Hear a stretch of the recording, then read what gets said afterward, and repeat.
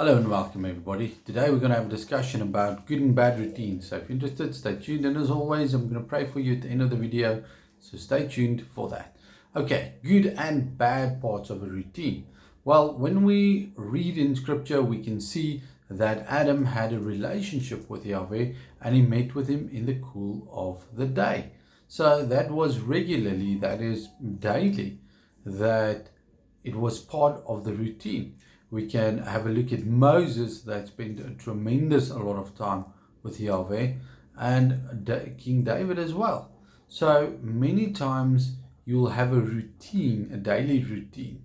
Now the good thing of a daily routine is if you add good things to your routine, you're not really going to forget to do them and you're going to make a habit of that. But if you break your routine, then sometimes you forget important things. Now, the bad part of a routine is if there's bad things that you are doing. And the best way to get out of that is to remove it from your routine. When I quit smoking a long time ago, one of the difficult things for me was the routine times that I used to smoke. When I got up in the morning, I would go out and I would have a smoke. Now, the problem with that was every morning when I woke up, I went outside and then I was looking for my cigarettes, but I couldn't find them. And then I remembered, oh yeah, I don't smoke anymore. That was difficult. So to break the routine was a challenge for me.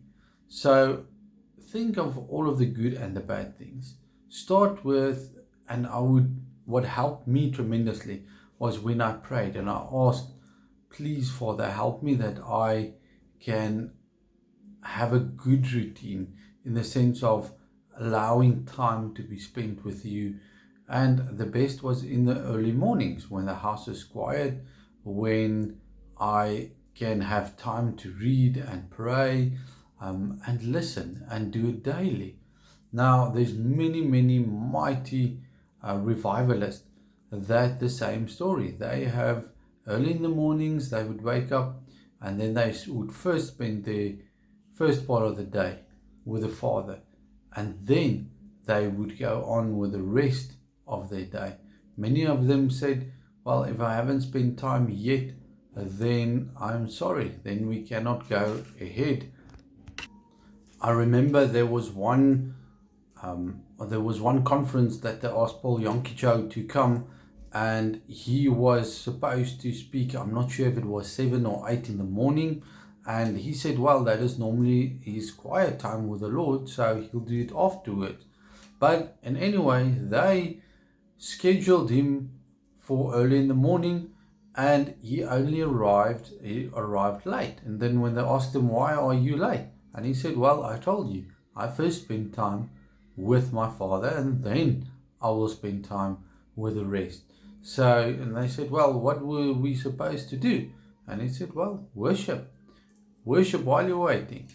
And that is a clear sign that when we have regular time that we spend with the Lord, it's a good thing. So today, assess your morning routine especially and see what can you change for the better. And that's the best way to do it, is to start your mornings with your quiet time. I know for some people they have to get up very early.